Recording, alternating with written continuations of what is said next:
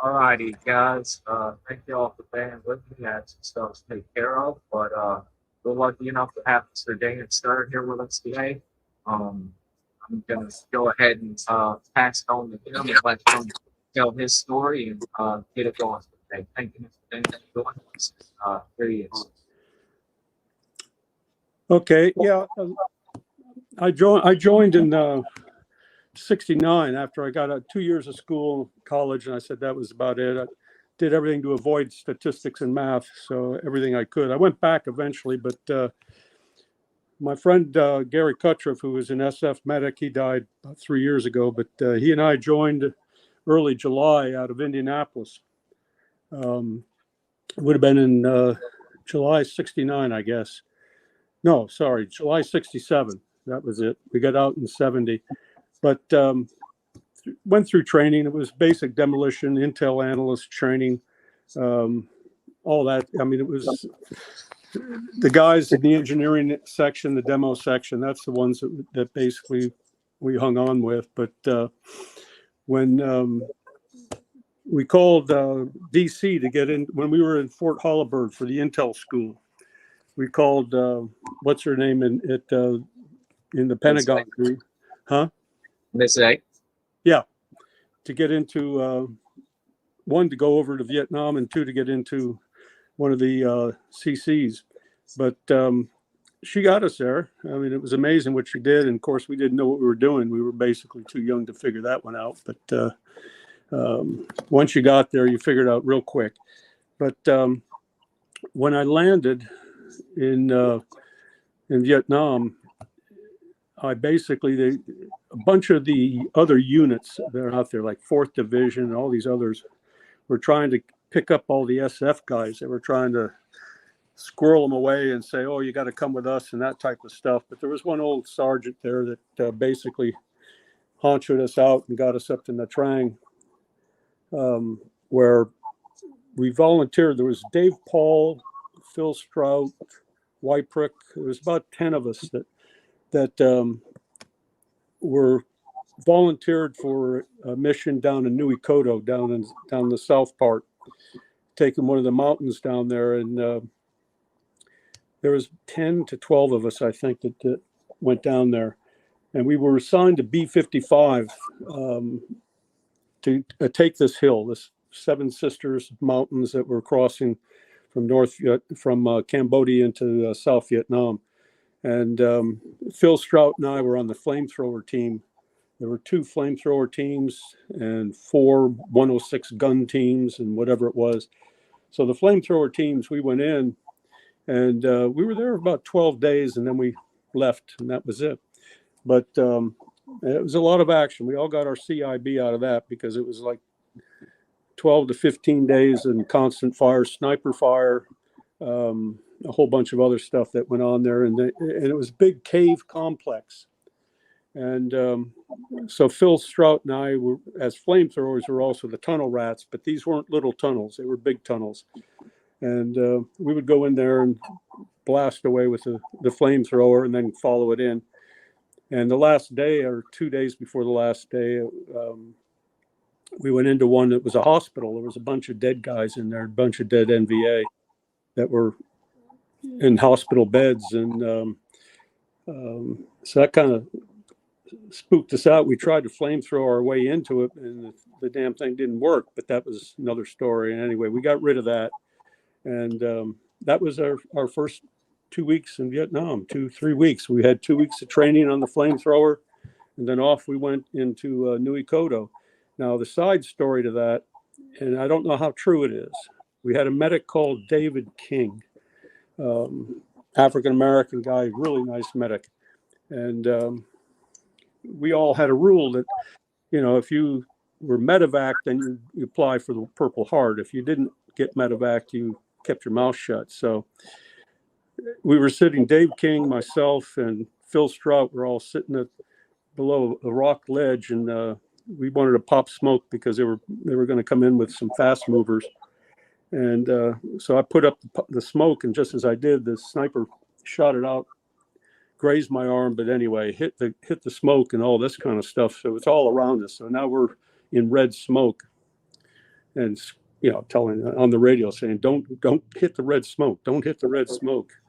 But that kind of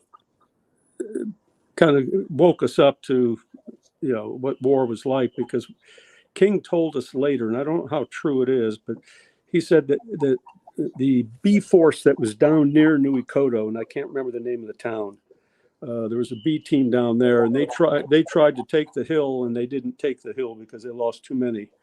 So it was a case of beer bet, supposedly, between the two commanders of the B teams, B-55 and whatever the other B team was. Now, I don't know how true that is, but it kind of left okay, why are we really here type of, thing. And let's get with the people we want to be with. And that was at CC, one of the CCs.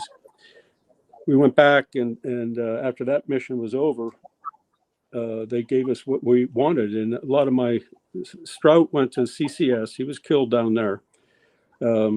Myself, I went up to CCC primarily because a lot of the engineer groups were up there. Twiggy Dean, Ray Harris, a few of the others that I knew. And we got to CC Central in Kontum. Colonel Apt was the commanding officer.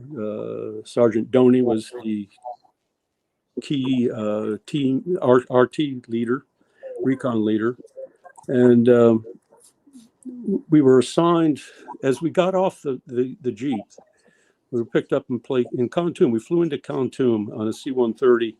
There was 3 of us, I think, and they picked us up in a Jeep and they took us into camp. And Apt came out and gave us his spiel and basically said, "Okay, those who want to go to recon, raise your hand." Well, I figured, well, I don't want to do anything else, so that's raised my hand. And he said, "We only have 2 positions open in recon right now," and I was the only one to raise my hand. So basically, RT Nevada, which was under Kiefer. I think it was Bruce Kiefer. I'd have to look up his name. Kiefer said, "I'll take him." So I went to RT Nevada as the 1-2, got my radio, got all that, and he basically fathered me in as to what you wear, what you take, and all that kind of stuff. And there were aggressive team leaders like Ambrose, Pigpen Ambrose, and then there were team leaders that basically were recon people, not assault teams. And Kiefer was more in the recon side. We traveled light on ammo, not light, but I mean, we didn't go no food and all ammo and hopefully run into somebody in the first day. But we all planned for 7 days, and we all planned if you had more than 10 magazines, you were out of luck anyway. So we had picked our weapons. I had a sawed-off M79 and Car 15. The 1-1 had a shotgun, I believe, sawed-off shotgun and Car 15. And Kiefer just had a Car 15, but he carried a law as well. First mission was a bright light, and kind of a backdrop to that. The bright light was we were out 1 week in Kontum, and we were inserted. I graduated from a very small high school. We had 14 seniors, and as we were going out from Kontum to Dak To, one of the pilots came out. His name was Eric Berquist, and he was one of my graduated with me, of all people. So out of 14, here he's the pilot, and I'm sitting as a 1-2 carrying a PRC 25, and we get on bright light, and he does an insertion that day. And we were waiting for that team to run into trouble, but they settled down and they got out of it. And it was only one team, I think, in that week.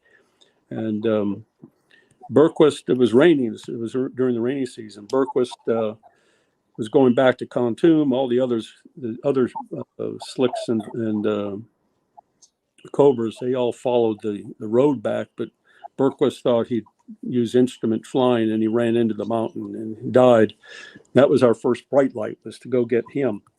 There were 4 of them. They were burned badly, and they were all dead, obviously. But that was kind of a awakening up too. Right after that, the 1-1 left, and I can't remember his name. I can look it up later, but he left. So we ran one mission. Kiefer and I ran one more cross the fence mission. Then he rotated. No, he didn't. Yeah, he rotated out. So I went from there. I would strap hang with Floyd Ambrose's team. I went on a couple of his teams, and at that point in time, RT Hawaii, under Dr. Lima, Duke Uemura, who else was on that team? They were a man short, so I joined that team. Dr. Lima rotated back. Johnny Uemura, Duke Uemura took the team over. I became the 1-1, and Terrence Spooner became the 1-2. Uemura just ran one mission. He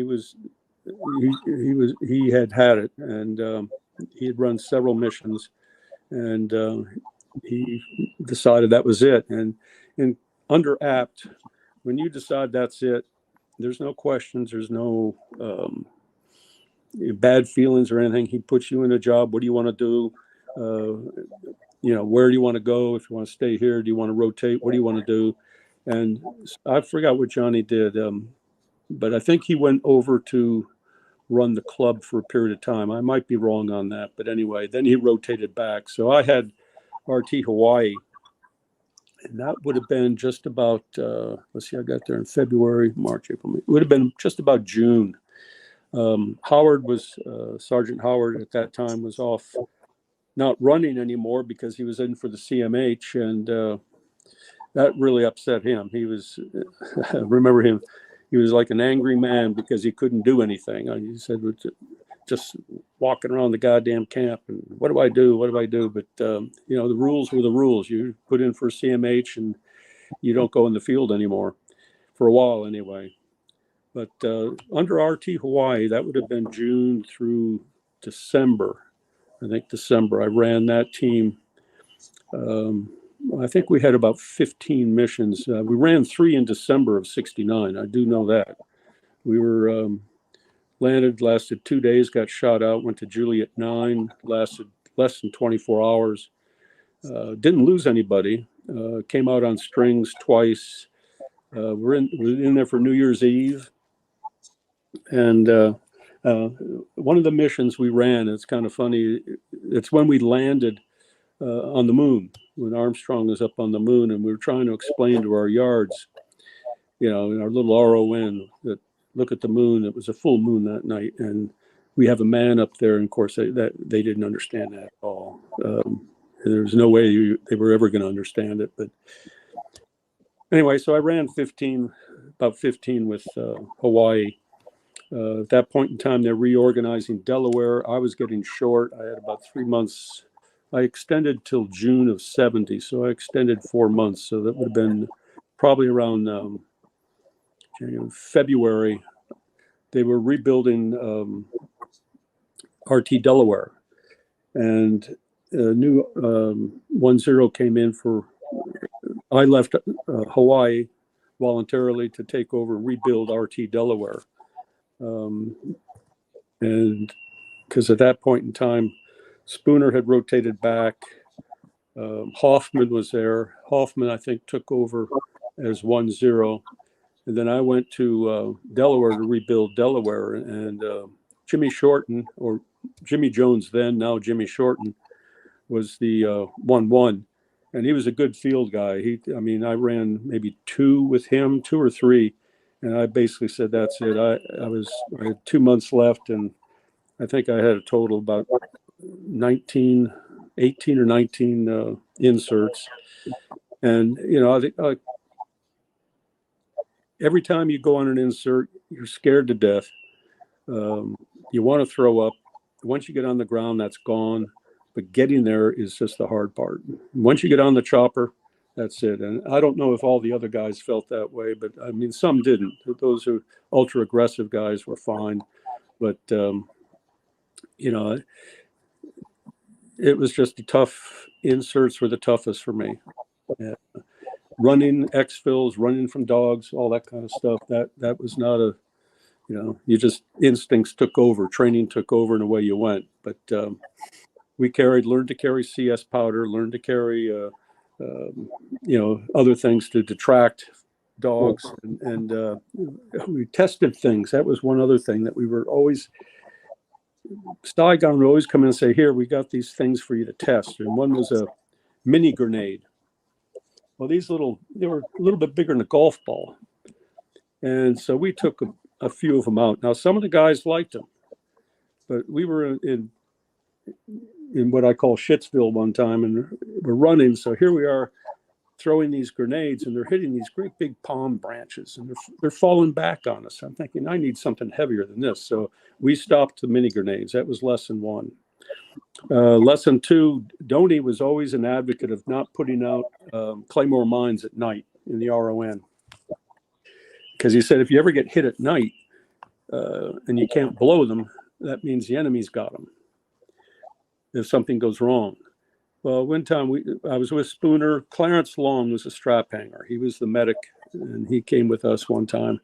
And he was he was the 1-1. Spooner was a radio operator because Clarence wanted to it was just basically getting a couple missions under him.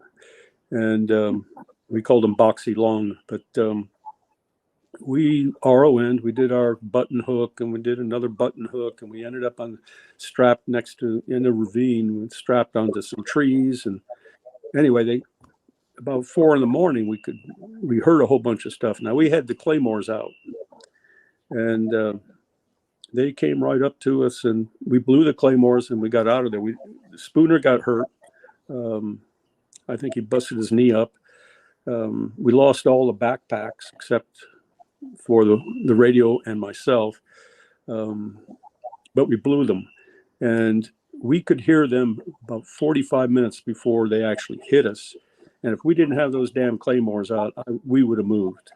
And after that, I did not advocate putting claymores out. It was on a case-by-case basis, but if we had a good RON site and 1 or 2 E routes, evacuation routes, I was not going to put a claymore out, and learned that lesson. One of the other things that we tested was what they called a mini pounder. This was the first, I don't know if the first, but it was the first time I ever used it. It was about the size of a cigarette box. And what was the gunship called? Spooky? Yeah, I think Spooky was the 1-drop flares, and one had the Gatling guns. And the Gatling guns could lock onto us. It's C-123, I think, with left side, port side guns. And we got into Shitsville. And they said, when that happens, just turn it on and talk to them, and just figure out how close you want them to shoot in. And we were on an LZ, and the helicopters were trying to get in. They tried a few times and were being shot out. So we called it in, and we said, just get within 12 feet of us and just back out. And that's what they did. That was a fantastic, it was loud and noisy, but 12 feet on out to about 50, 60 yards, they cleared a path, and there was nothing left. And the choppers came in. We were on strings, and up we went. That was it. Amazing tool. And I think that's probably one of the first laser guided.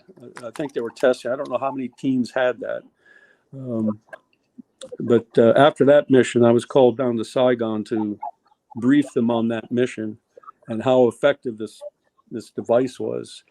And of course, then they took it and never gave it back to us, but that I know of. Typical Army, but that's the way it went.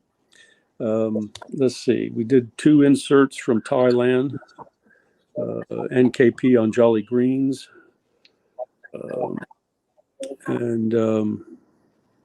that's about it. After I quit running, Jimmy Shorten took over Delaware. I went and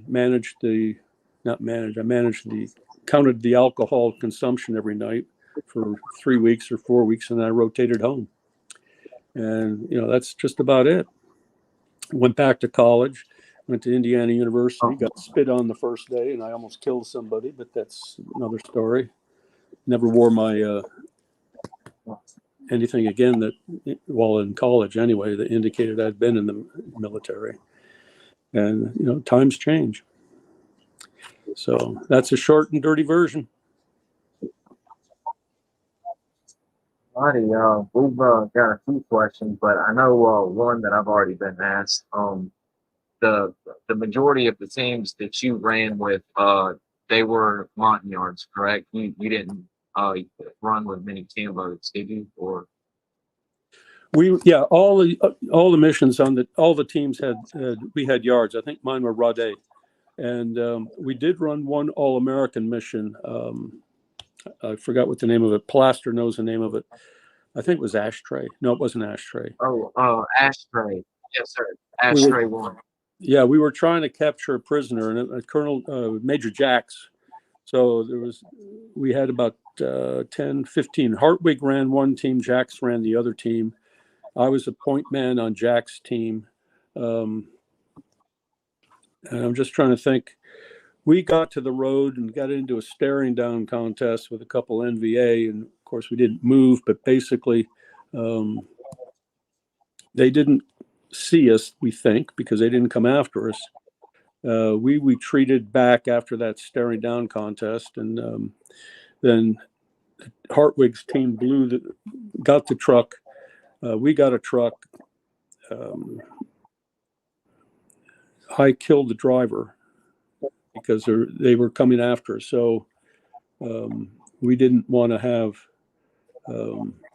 we couldn't capture him, let's put it that way.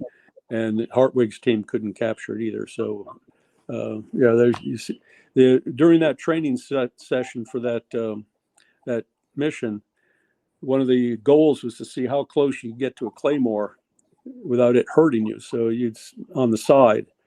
So basically we got, I think Johnny Grant, myself were the testers of that because we were both demo guys.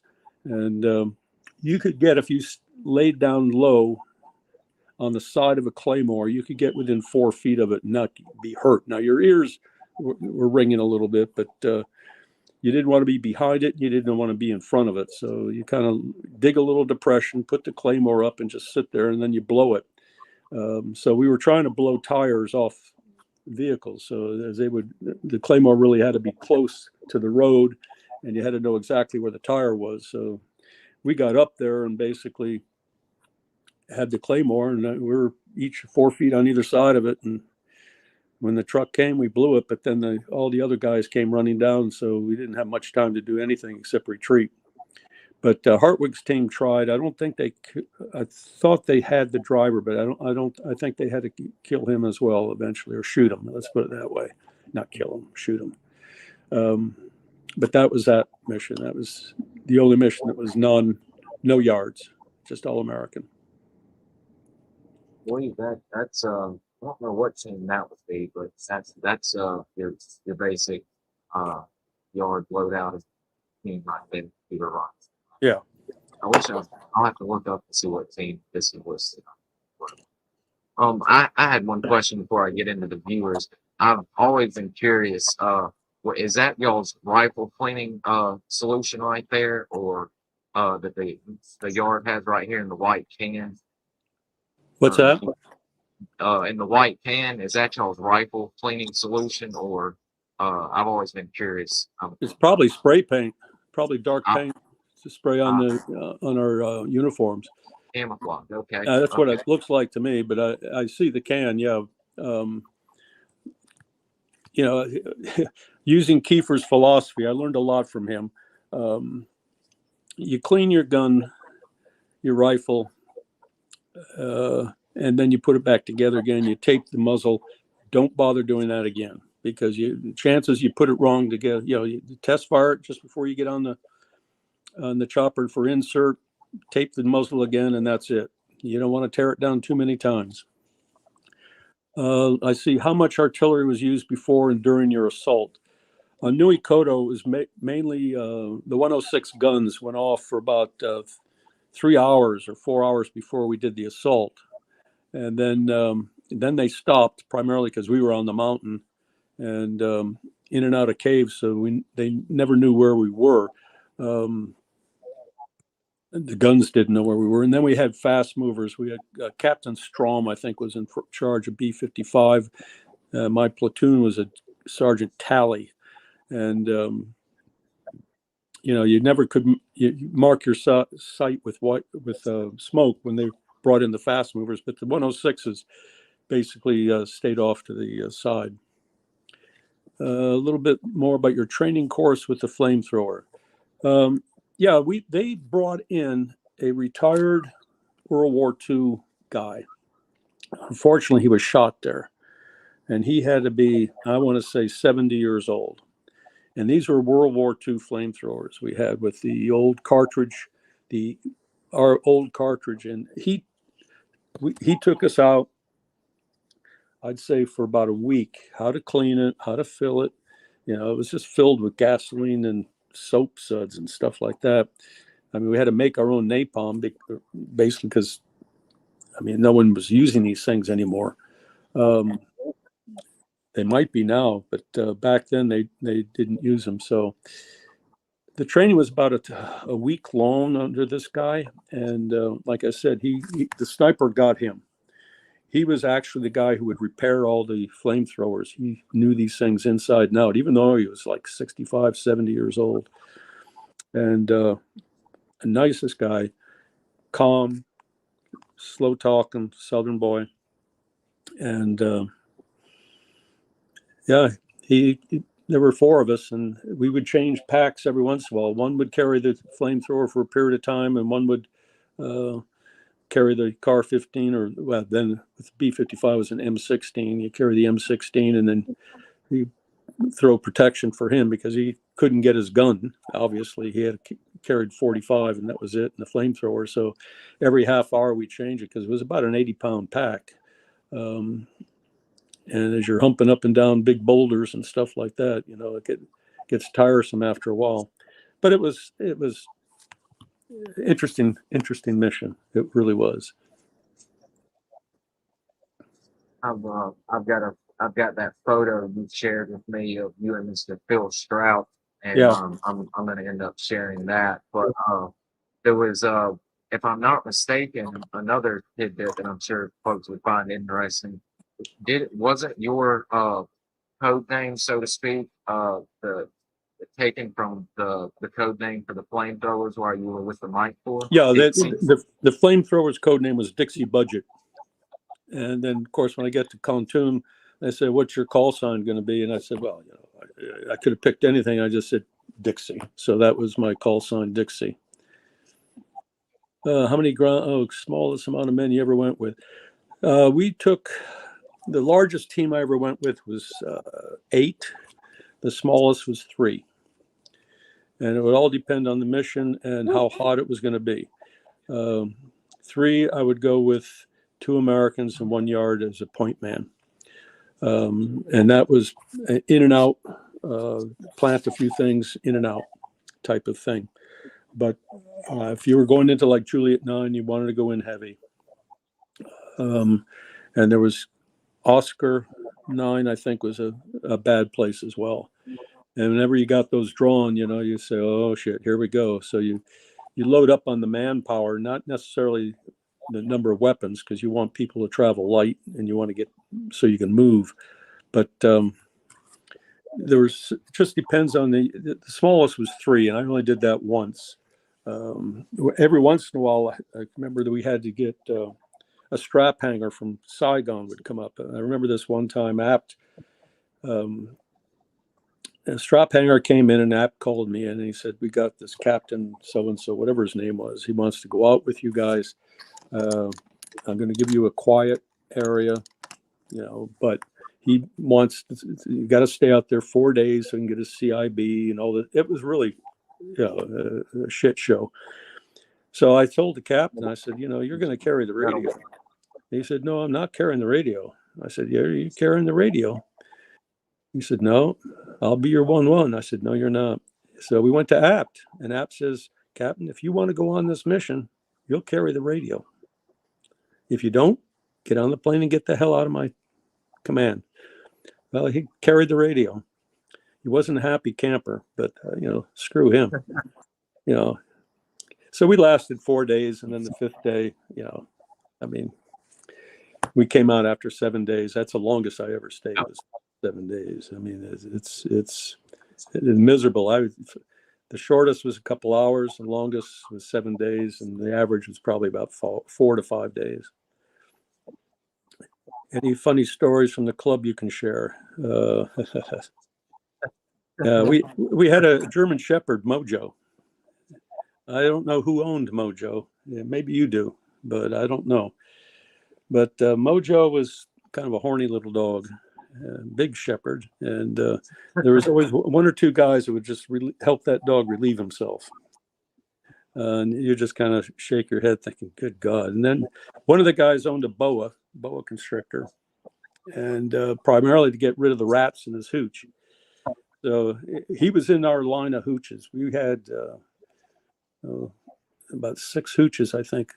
And so we were in the middle one. And I think the one down at the very end, he had the boa. Well, there were no rats in that whole place after a week, because that thing would slither around up and top, and you'd look up, and he wasn't a big one. He was only about 10 feet or something. But the rats left, and this, tell you what, I wasn't too keen on it, but they got rid of the rats. Crazy experiences when working. Snakes either. Crazy experiences about blasting trees or trucks. A bit too much for. Yeah, I had one experience. Was trying to clear an LZ. This is with Jimmy Shorten, and there were 2 experiences, but this one was probably my second to last mission. So I forgot where we were, but it was Jimmy Shorten, RT Delaware, their first mission after rebuild. And we were going to come out on choppers, and we had to blast an LZ. And I took C4 and a claymore to blast a small tree, and a C4 to blow down the big tree. And as I set the devices on one timer and I took off, I got tangled up in the shit. And so I figured, okay, I had a 30-second timer on it. And it'll take me 20 seconds to 25 seconds to unburden myself here and get out of this crap, or I just dig a hole and lay down. So I dug a hole and lay down. The trees blew, but they didn't blow on me, thank God. So that was, you always screw up. The other time was during training. We had blow an axle out of a car without damaging the car. And one of the guys, it's a formula calculation. And, one of the guys, this is where were we? We were at Belvoir. That's it. He blew the whole car up. He just put way too much in it. But Belvoir, our engineering training, we were all either Spec 4s. We were with the engineers. These are private E2s, E1s even. And so we were they put us in KP duty. That lasted. One of our guys was in KP duty, and that was it. After they refused to put any of us in KP after what he was doing in there. But we were on bulldozer training, and we were driving these bulldozers, and we had 2 of them. Well, I think it was Bechtold and myself. We said, okay, let's race these things. We said, how do we stop them? I said, just drop the blade. And so we're racing these things down their little stretch of dirt road. And we're going, 20 miles an hour. And how do we drive? We just drop the blade. And of course, it shatters all the pins. We run over the blades, cut the tires. And, that was the last we had. They had us on the bulldozers. So then we had how to blow up a bridge. And we had to build the bridge. Then we had to blow it up. Well, we didn't really like the bridge because building it was a pain in the ass. So when we blew it up, it was just supposed to be just let it to fall, just get it to fall. Well, we got it to fall in about 100 million pieces. You guys use way too much shit, way too much. Oh, it's gone. We accomplished the mission. So anyway, Yeah, there was some funny. I mean, some of the guys were Very. really, really funny. And you know, at Fort Holabird, that was for the Intel analyst section. There weren't really many funny stories to tell there because Baltimore's, at that point in time, it wasn't really a great city. So we didn't go out much. And every time we did, we all got beat up, run into these gangs and stuff. Anyway, so can you talk about what weapon loadout you carried and why? I carried a Car 15 and I had it modified. It was an over and under. So I had one M79 underneath it. And I carried a sawed off M79 with one flechette round in it. And I carried a few M79 flechette rounds on my thing, in my gear. And that was it. So, yeah, I didn't, people said, oh, don't carry an American weapon. Well, they knew we were Americans. The only people who were fooling was our journalists. And even that wasn't really going over too well. And, we had, I think some of the guys were carrying Swedish Ks and were, carrying a whole bunch of other things. And the best weapon was a Car 15 at that point in time. And, I wanted the best, and that was it.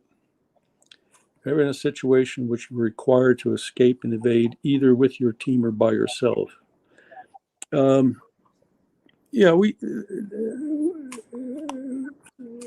We had two E&E runs. One was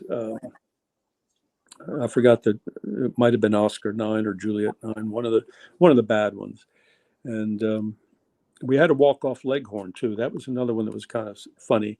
Leghorn was our radio relay site, and people always ask, why would you walk off a known site? And I said, well, there was supposedly from Saigon there was intel they were going to attack the site, and they wanted to know if there was anybody down there. Well, how else do you find out if anyone's down there and have some people walk off of it? Well, okay. Well, we got all the plotting of where all their mines were and everything else, and we walked off, and we walked around Leghorn, and there was nothing that we could see. So we took off, saying, "Okay, let's go to the trail. At least we can do something." And that took us 2 days to walk around Leghorn, and then we crossed over a small river. That took a couple hours, but we crossed over that. Well, then we ran into a bunch of people, and we had to take off. And I was traveling fairly light that time. That was probably a 5-man team, and I think Long. No, not Long. It would have been Spooner and myself. I think were on that team, and we had 3 yards, and we took off. And they had dogs, and they were trying to corral us, move us in a certain direction. And whenever they try to do that, you just figure that's not good. So, let's go the opposite way. And we did, and we ran into like 2 or 3 of them. We got through that line, and then we took off running, and we just kept going. You run until it's too dark to run anymore. And then you sit down, you crawl, and you find a place to lay down, and you don't put out any claymores, and the first light you're up and you're moving again. Especially in the rainy season, when the rains cut in, the choppers were grounded. So basically they would say, okay, sit still. Well, that's fine if you're not being chased, but if you're being chased and it's raining, you're in for a long, long day. And that happened. I want to say that happened at least once, where it was a rainy season. The choppers were grounded. Aircraft were grounded. We had Covey was up, but he was above the clouds, and he couldn't see where we were. We couldn't flash him. We couldn't do anything. We just tell by his engine. We hear your engine. It sounds like you're X. And said, okay, I know generally where you are. Blah blah blah.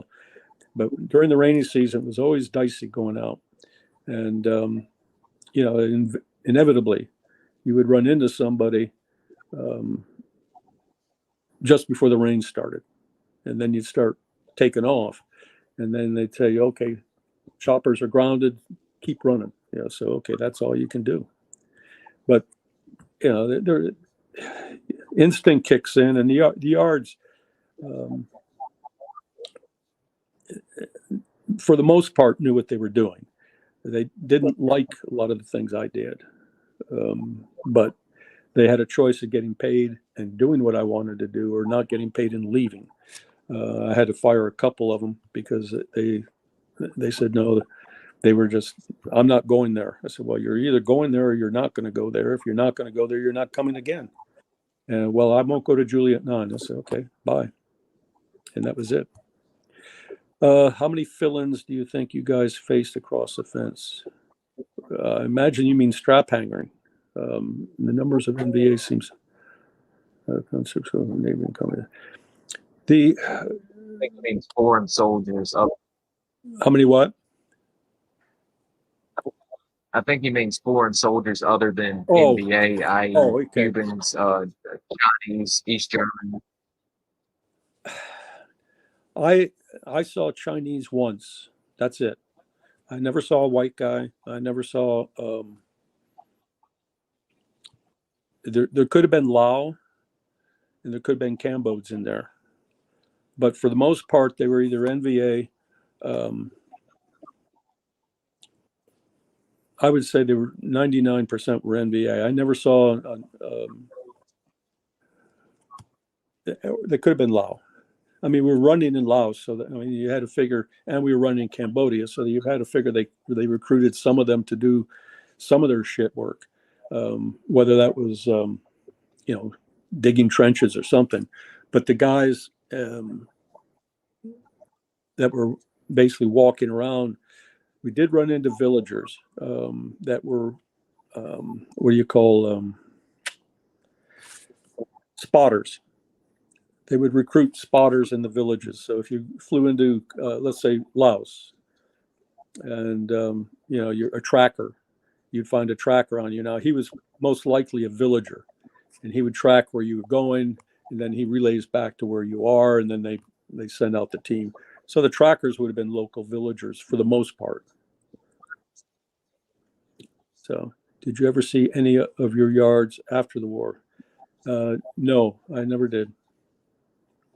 I know a couple of them worked as security guards in Kontum, and the others went back to the village, as far as I know. And Delaware, like I said, I only ran about 2 or 3 missions with them. I didn't know them like I knew the Hawaii guys.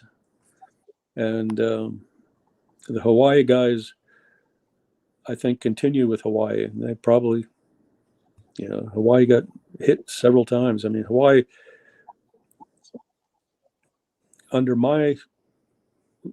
when I was a 1-0 for Hawaii, we got hit, I want to say 6 times, maybe 7. I had a couple wounded guys, but never lost any. Prior to that, Hawaii lost several, and I think after, but I can't vouch for that. It's just, Hawaii just seemed to always catch the shit missions. And, Uemura used to talk about that all the time. He said, why are we doing this, Dr. Lima? Why are we doing, but it was the luck of the draw. Tunnel rat, but the tunnels were big. Can you talk about your experience? The tunnels, yeah. I've been back to Vietnam since then, and, the tunnels around Chu Lai are, you can't get in them. I mean, an American can get in the first layer, but you can't get into the second, third, or fourth layer because they're built for, size 0 guys. And then I was a lot lighter. The tunnels at Nui Koto were cave tunnels. They were, this was a pile of rocks that just stood up. There were 7 sister mountains, they called them, and they were in a row. There were, I think, 3 were in Vietnam and 4 were in Cambodia. And they would relay, they would go from one rock pile to the next, the North Vietnamese. And that's how they infiltrated. And then they would go into the villages, and then they build their little tunnels. And that's how they used to infiltrate. And that's where they would take their wounded people. And then to get them back out, they would go, I think Nui Koto was the first of the 7. So that had the hospital in it. And these were not, you couldn't stand up to walk in them, but you could crawl in them easily. Even someone who's 6 feet could easily crawl into it. You couldn't walk into these things, but you could crawl in easily. And even up where they were sleeping, we went up into the Phil Strout. Now Phil was a big guy and bigger than I was, and he could get up in there too. So it wasn't your typical tunnel rat. I mean, we were just flamethrowers, and what the objective was. These are basically cave tunnels, and before you walk into a cave tunnel, you want to be sure there's no one on the other end. So you just blast away with your flamethrower, and then you follow in with the gun. So, but when you really need it, damn thing didn't work. That's all. Most valuable piece of advice you were given from other recon men that are able to successfully apply your own process and procedures in the bush. Well, probably the use of the Claymore mine has to be on a case-by-case, night-by-night basis. If you think you're going to be hit, or you think you could be hit, do you want to put them out and not blow them? Because if you don't blow them, you can't leave them. And if you can't retrieve them, you got to blow them. So if you hear someone that's, say, 200 yards away, and what do you try to do? Do you try and go around the tree and pick them up again, and possibly making too much noise, or do you blow them and run? I mean, the decision is so that was one piece, and that came from Sergeant Doney. I know a lot of our guys didn't agree with it, but once we had that issue, I became a believer that you don't always have to put out claymores at night. Now the other thing is, I mean, like I said, there were Floyd Ambrose, Pigpen Ambrose. He hated the field, but he was good. But he was aggressive. He said, "Oh, here's a trail. Let's walk down the trail." And he used to put toe poppers and pin up pictures of nude ladies on trees and put toe poppers out there. And then he'd run down the trail, and then toe popper would go off, and he'd laugh like hell. But again, you're leaving a lot of toe poppers out there that we might be crawling around. I mean, that's the other issue. You put this shit out there, who knows who's going to walk on it? If it doesn't go off, and then you go back in there, does he plot them? I don't know if Floyd ever did, but again, he was very aggressive. 3 days in the field was the max he wanted to stay. And so he'd go looking. On the third day, he'd go looking for people. Now, then there were the recon people who didn't do that wanted to say, okay, what's the intelligence gathering mission for this whole thing, and what do we do? So it just depended on the guy. And neither one was right or wrong. They were just both different. That's all. But, I went with Floyd twice. I think I went with Floyd twice. And as a strap hanger, he was short a guy. And I kept thinking, oh, I don't like this. I don't like this. But hey, we got out. It was fine. Can you talk about the first time you realized you were running a mission? As soon as we got to the track, everyone knew. You call up the Pentagon and you got the sign. Everyone knew, even within SF training. If you go to one of the CCCs, you're running outside. If you go to Delta Project, I had a good friend go to Delta Project. He's running all that shit inside Vietnam, and maybe he stepped across the border a few times, but but for the most part, he wasn't inserted there. And we had our launch site when Ashtray. We were trained with wherever the Navy SEALs were at Da Nang, I think it was Monkey Mountain. That's where we went for training. But we did launches out of Dak Pek, Dak To, and NKP in Thailand. And Dak Pek was the northern site, and we pulled Bright Light up there a couple times as well. That got hit all the time. And we were there one night on Bright Light. We just, our week on Bright Light is basically what it was, and they got hit. They lost a couple Hueys. They lost a couple, I think they're called Dash 7s, prop planes that were on the airfield. So, I mean, it is, interesting, but that's what it was. Dokpek, Dokto, and NKP in Thailand. NKP was always the Jolly Greens, and they took the Jolly Greens primarily because they had armor underneath, and we were never extracted with Jolly Greens. We were always extracted out of Dokto or Dokpek. So, and going into NKP, it was always kind of funny. You had to land black, so you land on this C-130 or C-123, whatever they're going to have, and then the tailgate lowers down, a truck pulls up to the back you got to get in the truck, and you go to their barracks with no windows, and you have breakfast, you eat, you can't go to the bar, you can't do anything. Then the next morning they take you in that canvas truck again, and they pull you up to the Jolly Green, and you crawl into the Jolly Green, and away you go. I mean, it was, anyway. Okay, did you ever run an in-country yourself? A solo mission? No, Any in country, he means any, just by yeah. not by yourself, but with your team. Any Not with our team. When I went to, it'd been 1-0 up with Hawaii for about 4 months, and they said, okay, you have to go to 1-0 school. I said, okay. And one of the last segment of 1-0 schools where you have to run an in-country mission. So we ran an in-country mission out of Kontum, and this is with and we had more. I think it was a 2 or 3 day mission. We had 4 contacts in those 4 days with,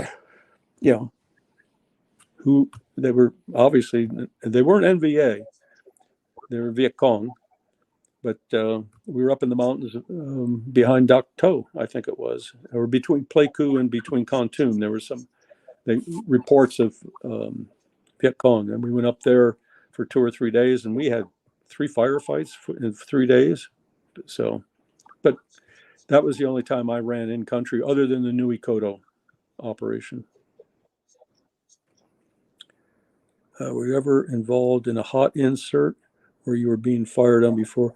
Only one time. I was involved. We went in on a and it wasn't full blown fire. It was like the North Vietnamese, or that would put out, whether it was in Cambodia or in Laos, it could have been a local versus a North Vietnamese guy. They would put out LZ watchers, and their job was to just watch the LZ, because they knew basically what type of LZs the Hueys would land in, because the Hueys couldn't chop bamboo, where the CH-34s, the King Bees, could. So they would put LZ watchers, and we were coming in on a Huey, 2 Hueys, and we took maybe 2 or 3 shots. And, basically the pilot had said, we got shots coming from, the door gunner said, we got fire coming from whatever field it was. Do you want to continue? I said, yeah, it's just one. So, we landed and we took off one way, and the LZ watcher basically probably went back and said, okay, we had a bunch of Americans land here. Well, the first day you put as much distance between you and that LZ as you can. But most of the LZs, my preference was always to go in with a King Bee, even though it only had one door. The King Bee could, at least run extraction, they could at least cut bamboo, so you didn't have to, have a full flat level LZ. And a lot of those were not, what would you pull? A lot of those were not monitored, if you know what I mean. So, okay, I got to plug my phone in here a minute. What years were you there? I was there for, looking it up now.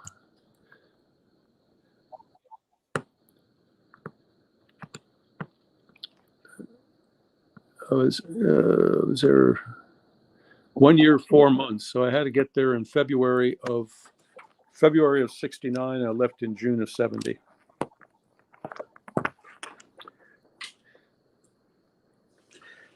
I'll be back in a minute. I just have to plug my phone in. That's fine. That particular person commenting, his father was with Project Omega before it officially came under the auspices of FOB2 and then again CCC. He's the son of a SOG vet. Right. Who is that? It's Roddy Patterson. His father was Rod Patterson, actually. When was he there? Very early on. He was actually in the Mike. Where? He was in the Mike forces, and then I believe maybe either 67 or 68. I think 68. He'll comment in just a minute while I get a question. Okay. Yeah. He was before your time, though. Yeah. Sure. Yeah. Would have been just before my time. Anyway, how was finding drinkable water in the bush? Did you always carry iodine tablets? And how much water would you typically try to drink in a day? I'm assuming that ration water was essential. Yeah, we carry a lot of iodine. You know, it made the water taste like shit, but at least it was drinkable. So that, and every time you had a chance to, when it rained, it was easy. During the rainy season, you never ran out of water. During the dry season, anytime you came across water, I think I carried 2 canteens and a 1 liter bladder that I kept in the small of my back. And the yards, I mean, I made all our people eat the local rations, meaning, we had fish heads and rice. I think there was one other thing, but we wouldn't bring out the American, what do you call that? The food, the canned food, the scrambled eggs, all that crap. Everyone went on a mission. They all had to have local stuff. And it was, like fish heads, rice, a lot of rice, more rice with garlic, rice with, and that was it. But we wouldn't allow any of the guys, even the Americans, to carry U.S. rations, primarily because if you have to take a crap and they have dogs, they know. If you eat local stuff, then that's fine. And of course, we'd all take these no shit pills for as long as you're in the field, so you don't have to take a dump usually. And you pray you don't. And then, and if you monitor the water, you don't go pee that much either. So it's just the way it was. But you come back, I'm sure my bowels are all screwed up today because of this. And then you come back and you take your go to shit pills. And God, that's why you had 5 days off afterwards. You had to get back to normal somehow. Okay, did you find yourself in a situation where you were uneasy or not completely trusting? No. If you didn't trust them, they wouldn't be on the mission. And when I was rebuilding, when I took over Hawaii, Duke Uemura trusted all his yards, and I trusted Duke. So there was nothing there. Now, when I took over Delaware, there were 2 or 3 that I did not trust, and I got them different positions doing something else. They were not on the team. And then we went back to the village. This is before Jimmy Jones came on. I went back to their village, and we recruited 6 or 7 more, of which 2 passed. I thought were good enough, and I trusted. As long as you think you trust someone, and if you do, you have to do it completely. But if you don't trust them, they don't go.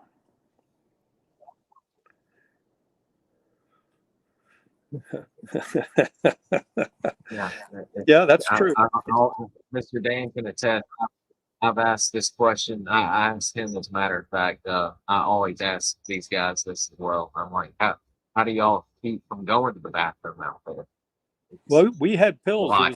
You lived through science, medical science. You know, we had these pills that would block you up. And of course, you weren't eating much.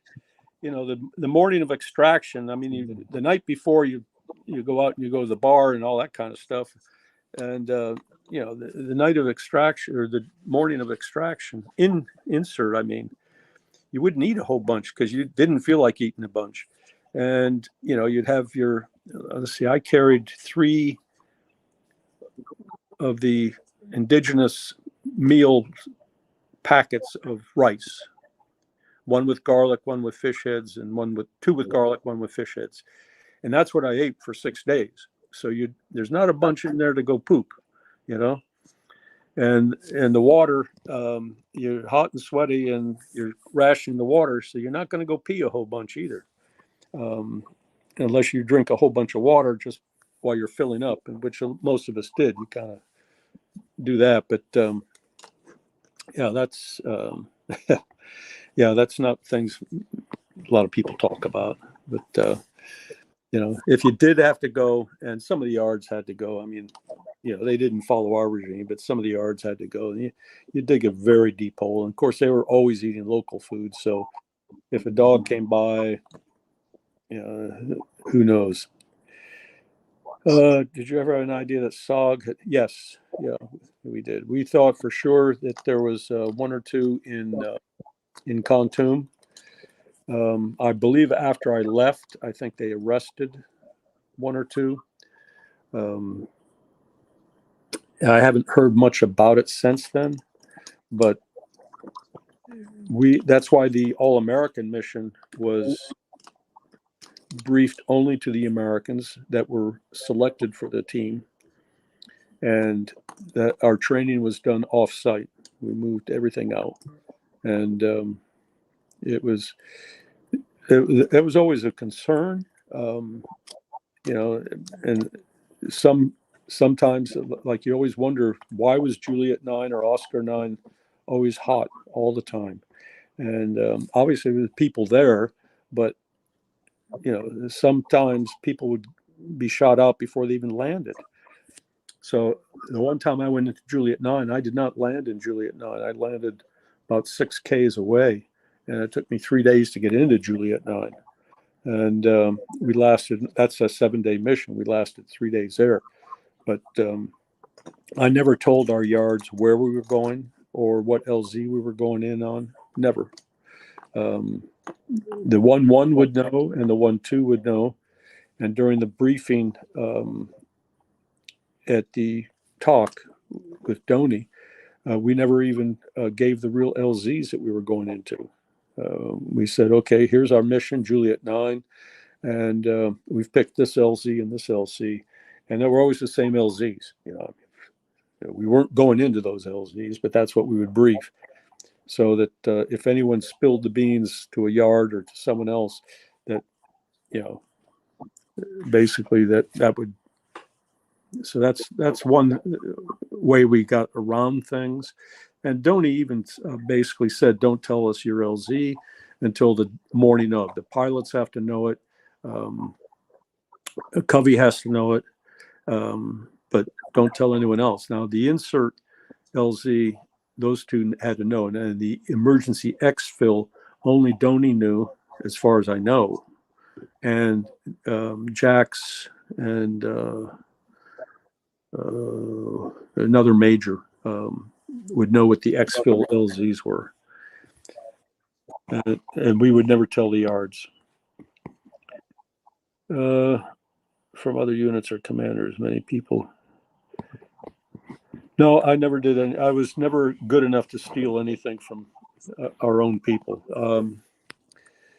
I'm glad we did have some people. I remember we had liver for about 2 straight weeks. We had a big stockpile of liver, and that, which I love liver, was great, but there were a lot of other people that didn't like liver. And I can tell you a funny story about eating. We always had this rule that if you're flying on looking for LZs or you're flying Covey, whatever it is, if you throw up in the plane, you got to clean the plane. So no one wanted to throw up in the plane. We got this new, I think it was Spooner, matter of fact.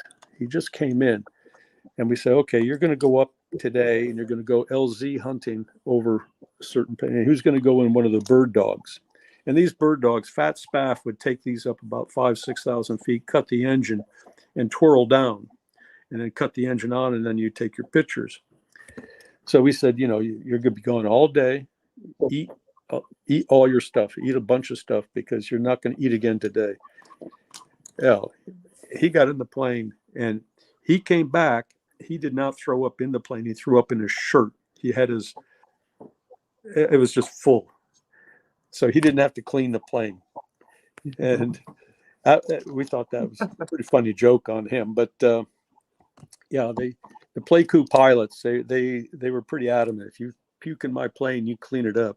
So anyway, that was pretty, I think that was Spooner that we did that too. But he flew around for 4 hours with his shirt full of crap, I tell you. Anyway. God bless him. Huh? This is the gentleman Common. This is his name, his father's name right here. He was there 69 to 70 from his Who's that? tour. Said Fat Spaff? Was that Fat Spaff? No, no, the person commenting earlier asking about the year you were there.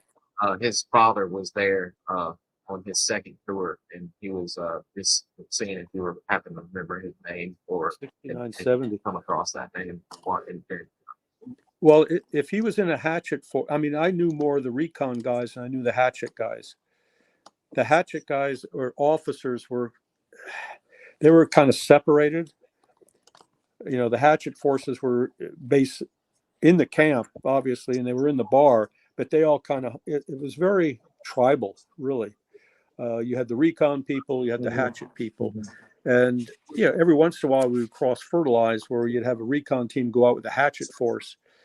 But if you were on the hatchet force, you probably didn't know a lot of the recon guys. If you were in the recon team, I didn't know any, really, I could say, hatchet force guys. I do remember one time when I first got there, I was playing basketball, and every evening they'd have a basketball tournament. You know, a bunch of guys go out and play basketball, and I fancied myself as a decent basketball player, not good, just decent. And I was up against this old guy, and he kept following me. He kept pushing me, and lo and behold, you know, I finally stood up to him and I said something, and you know, a guy pulled me aside and he said, you know, that's Colonel Apt you're talking to. I said, oh shit. But I didn't recognize it. You know, I saw him, he saw me in the morning when I got on Kiefer's team, but he had his hat on and all this other shit. And so he's out in basketball and he's giving me this, pushing me. So finally I push him back. And I said, you know, that's enough, old man. Oh God. Then I had to say, I'm sorry. Offline. I didn't say that right then and there because no one told me till we got off. You know, I said, "Holy crap!" I said, "Well, I'm going back to B-55, I guess." But no, he was a good commander, and you know, he went out on one mission. He got his ass chewed out for that, but that's all. He was a good guy, good commander. Did you bring any souvenirs back? That's actually immortalized in. Huh? Go ahead. I'm sorry. Okay, Go ahead. I'm sorry. It's been immortalized in Ray Harris's book, Break Contact and Continue Mission. That story. Yeah, I brought back a Soviet rifle, and I brought back a North Vietnamese flag that we found in Nui Koto. And the rifle I found we recovered in Cambodia, but I gave them to Jason Hardy. I gave the rifle to Ron Gavitt. He passed 2 years ago, but he was a collector of things, and I haven't picked up a gun since then. And I pick up a camera. I go camera hunting in South Africa all the time, but I gave the gun to him, and No, maybe I gave it to Jason Hardy because he wanted the provenance on it. He wanted the history on it. And I gave the flag, I think, to grab it. So I don't have anything anymore. I've got a couple K-bars and a few things that I got from my friends in South Africa, Sulu Scout knives and things like that, but nothing I kept from there. Okay, what other sort of things keep yourself occupied? Idle time for guys can be totally dangerous. Well, basketball, when you had your five days down, you were either, if you didn't get on a CCK flight or you didn't have R&R, you basically just did nothing. You just kind of get back into your routine of taking your dumps when you're supposed to, and going to the bar at night and that type of thing. I think I went on one CCK flight to Taiwan, and I had 2 R&Rs to Thailand. And then the teams would be off; they would be gone. Then basically there were movie nights. Every once in a while, they had some group of Australians come in for singing and all kind of stuff. Of course, that was a madhouse. Everyone tried to get the girls, whatever it was. But officers are officers. They have first choice. We had our own little pub called the RON. I think that was in Bob Knows Hooch, but I'm not sure. That was about it. There wasn't much to do.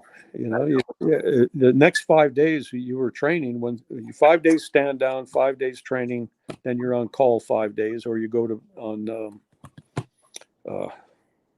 white light. So that was your rotation: 5 on, 5 off, 5 in the field, or 5 on bright light. And even if you were on bright light and you weren't called in, then you basically were up for another mission. Like I said, I think December of '69, I went in 3 times. A lot of guys were on R&R, especially the married guys. Their wives would meet them someplace. So we were down to 2 or 3 fully staffed teams. So we did 3 missions in December, which is kind of a load, but it was okay. You just did what you had to do. But there wasn't a lot to do. Drink. You go down to Kontum to the whorehouses, which I wasn't fond of, but somewhere it's fine. That was about it. Movie night. Anyway, How old were you at this time, Dan? How old were you?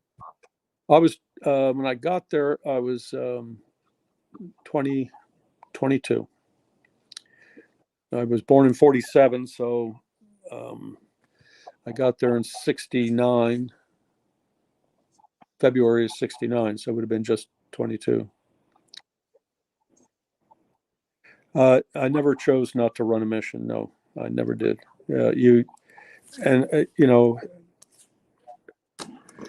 was a point of not pride, but it was just an unwritten rule. You don't, and I think Doney, and I think after him, I forgot who came in after him. They knew if it was a hot target and they needed to collect intel, there were the recon guys. If they knew it was a hot target and they just wanted to attack something, they knew the other teams that were more aggressive. So that I think they parceled those out correctly. That's what I think. And I have no proof of that, but I know at the time I had Juliet 9, they basically wanted intel collected. They wanted us in there as long as we could be. That's why we landed outside of J9 and walked in, versus landing in Juliet 9. It wasn't well received at Saigon, but that's, we lasted our 7 days and we collected the intel they wanted. So that's all you can do. They were trying to determine how the guards along the Ho Chi Minh Trail were monitoring air traffic. And when a spotter plane would come over, like Spooky or any of these infrared flights would come over and fly over the trail, they could hear the engine. Well, one of the trail watchers would fire a shot when he heard the engine. And then down the path, another guy would fire a shot when he heard the engine. Now, they wouldn't fire it up in the air, they would fire it in the ground, so you never saw the flash. And that's what we were to determine. How did they know when to stop their vehicles? How, you know, and it was basically their trail spotters would stop all vehicles, turn off all lights. When the first guy heard an engine, he'd shoot, and it would go down the line. So let's see. How well did your training prepare you for your encountered beyond the fence? Do you feel it was more to be learned, or did you think you were prepared? I mean, the basic training you have, whether at Fort Bragg, and then you go on to your engineering school, you go on to your demo school, you go into your medic school, commo school, whatever it's going to be, that gives you the basics. When you get to one of the CCs, it is your team leader that is going to tell you, encourage you how to run recon, or how to, I was never in a hatchet force, so I don't know, but recon, it was Kiefer, it was Johnny O'Mara, Dr. Lima, and you'd ask them questions. You'd sit around and say, okay, why do you do this? Why do you carry that weapon? Or why do you carry heavy ammo? Why do you, you know, all those things? And you would come back from a mission, and there will always be a debrief. And all the 1-0s would be in the debrief. So you get to ask the guy a question. So if I came back, I mean, and the time I came back and I said, I don't believe in putting claymores out anymore all the time. And I got bombarded with a bunch of questions and why, all these things. And that's what that debrief with the 1-0s would be. And it would be Donnie and all the 1-0s. The 1-1s weren't included. The 1-2s weren't included. None of the indigs were included. And it was kind of like lessons learned. Okay, are you going heavy? Or are you going light? And it was, you know, it was the team leader's prerogative to, you know, I don't think Donnie or Apt or anybody in the command chain ever dictated to a team leader what they could or could not do. And, you know, that's the way he ran his camp. And that was great, you know. Did you load the car 15 mags with 20 or 18? I used 18 primarily because there were rumors of jams at 20. I didn't, and they were taped mags back to back. But with the over and under, you know, you could fire off an M79 and then you'd easily change your mag, and then you take out your pistol with flechettes and you shoot that. One thing you had to be careful of is where you put your thumb, because kickback would cut your thumb off, not off, but you get a little cut in your thumb. But, you know, I always had 18 and I carried 10 mags. That's max. And I had carried, once I got rid of all those little mini grenades, I think I carried 4 grenades. All our guys carried 4 grenades, and every guy carried extra M79 for the M79 gunner. And some of the guys carried M79 pistols. The Americans did. Did I ever meet Colonel Maggie? No, I never did. Did you carry a field knife? If so, what kind? Seems like several didn't carry the SOG Randall knife. Yeah, I carried the Randall. I still have it. I still got 3 of them, I think. Because you never know when you need it. not for killing people, but for other things, chopping. I mean, I don't want to be close enough to somebody to stick a knife in them. I mean, I would if I had to at that point in time in my life. But the Randall that I was issued, the best knife I've ever had, except for I've got some Sulu Scout knives that someone gave me, but you know, they're pretty good too. Was there anyone that looked up to you, aspired to be, look for lack of better phrasing, recon that were great at their job and had lots of good advice?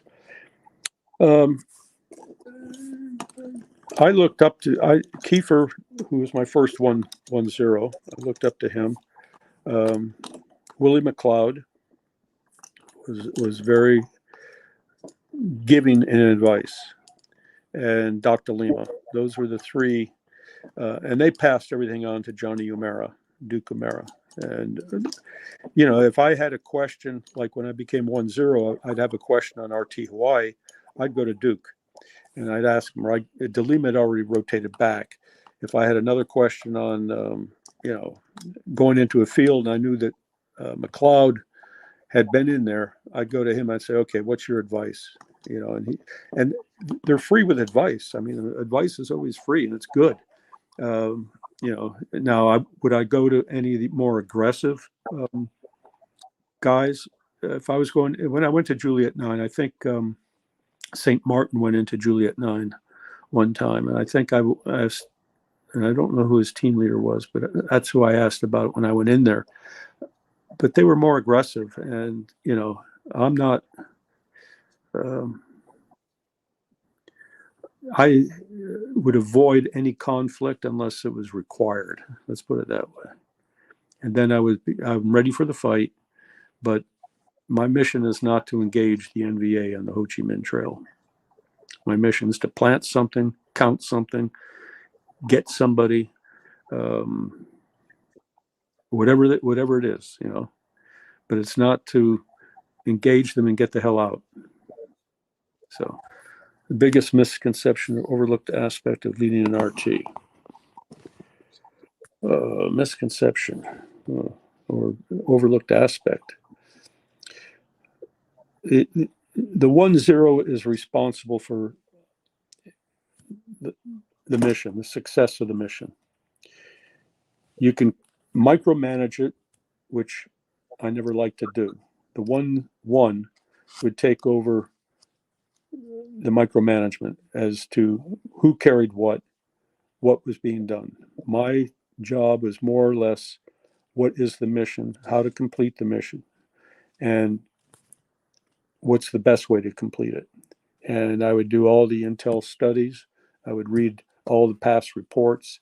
I would follow the maps and the trails and list where all the contacts were. So I think the misconception is that the 1-0 is responsible for everything. He is.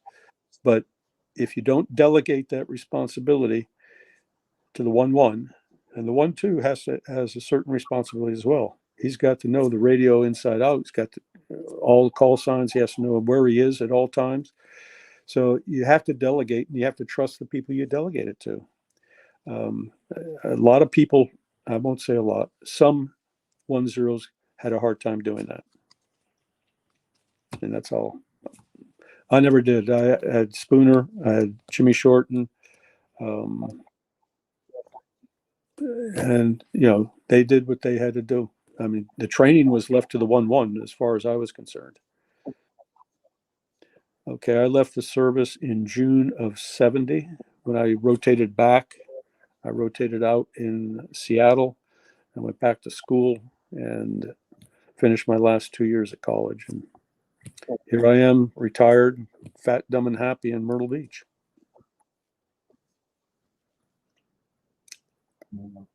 To close, if you'd like to, you've actually got a interesting story about before you left Vietnam.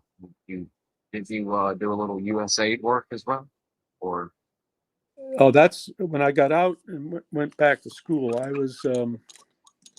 I joined USAID and United States Agency for International Development, and was sent to Savannakhet, Laos, as the economic advisor to the Savannakhet municipality. They, at that point in time, that would have been, 72, 73. I forgot what it was. I graduated in 70, so it would have been, or 72. It would have been 73, I think, 74. And the reason why I went there, I had fluent French and fluent Malay. So I got in because I had those languages. And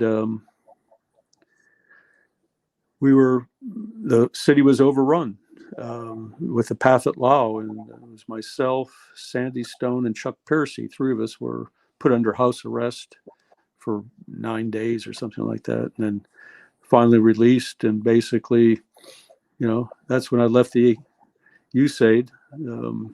We lost everything we owned there, my wife and I and small child, and they weren't going to reimburse us the full value. So I said, "That's it. Screw it. I'm out."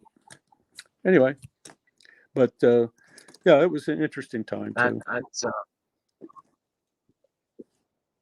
I can imagine. I mean, to go from that to getting out of college, getting your degree, and then that is, thank goodness you were only put on under house arrest and all that. That I literally can't imagine what that must have been like. But Well, yeah, the first. We've had you almost an hour and a half.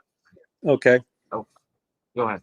No, I was going to say the first day they put us under house arrest. The second day, the first day, it was a kangaroo court, and it was all a bunch of students, and there was one student who was about 50 years old, so you knew he was the leader. And they put guns to your head, and they'd say, you work for the CIA, you do this, you do that, and you say no. I mean, it was, and then they finally put us under house arrest, and they had 3 students sleeping in my house with me, and Chuck Piercy had 3 in with him, and Sandy Stone had 3 in with him. I mean, it was just a crapshoot. It was, little kids with gum boots on thought they were big guys, but is what it is. Taking Americans trying to get. What's that? I was saying taking Americans trying to get some attention. Well, they were overthrowing the country is what they did. They basically that was the Communist Party of the Pathet Lao, and they got rid of the king, and they got rid of, and I've been back there since then, and it's it's a beautiful country. People are very friendly, and even when I tell them, "Oh, I was here," blah blah blah, oh, kind of funny, ha ha ha, but. They were students at that time, and now they're old men like me. So,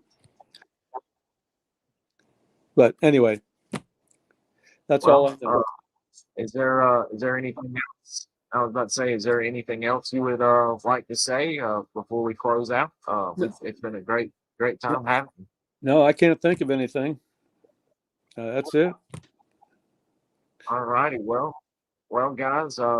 I think we're going to close for today. We've had a good hour and a half with Mr. Dan, and maybe if y'all bother me enough and get some questions up and all that, I might get him to join us again in the future. So we'll keep him in touch. But everyone's saying thank you and all that so far, and I'm sure I'll get a lot of messages to you, Mr. Dan. But if you want to, when you get done, you can just leave the studio, and that'll end it, and you'll be good to go.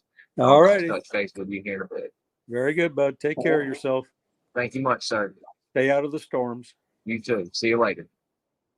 All right, guys. And that was Mr. Dan Ster. He had a little family stuff he had to take care of there at the end. He was getting ready to make some dinner. I thought, dang, Roddy, I'll update you on that. Yeah, man, that was great. See, there for a bit. At first, I didn't think the way he was going to do it. I didn't think he was going to go too in depth. But the questions really opened it up. Y'all are asking wonderful questions. I was really glad to get Mr. Dan on here. Dan is not only a great soldier, a great man, but his memory is like a bear trap. He's, I mean, I've got pages of notes here that I was going off of as he was talking, and I mean, it's down to the T. He's got it. As you can tell, he led a quite interesting life with the Mike forces and then on the CCC, and not only leading some legendary teams, but running with some legendary teams and legendary SOG. So I wanted to thank y'all after we got Dan off air and got him situated. I just wanted to thank all of y'all again for all what all of y'all have been doing, helping me out, subscribing, liking. As I've said, and I'll keep saying, without y'all's participation, none of this would be taking place. As a matter of fact, me and Lieutenant Ward watched a little bit of the video at Mr. Terry while we were eating lunch today, and he was greatly impressed with the interaction. So we'll be having him in May, he already said. So great job, guys. I'm shocked. That was a wonderful episode of Dan. I have a feeling this is going to be one of the better ones. So I'll be in touch with y'all, and maybe we can get Dan back on for a solid Q&A hour or so here in the future. But y'all have a good day, and I'll be in touch with y'all and later on tonight or in the morning. See y'all.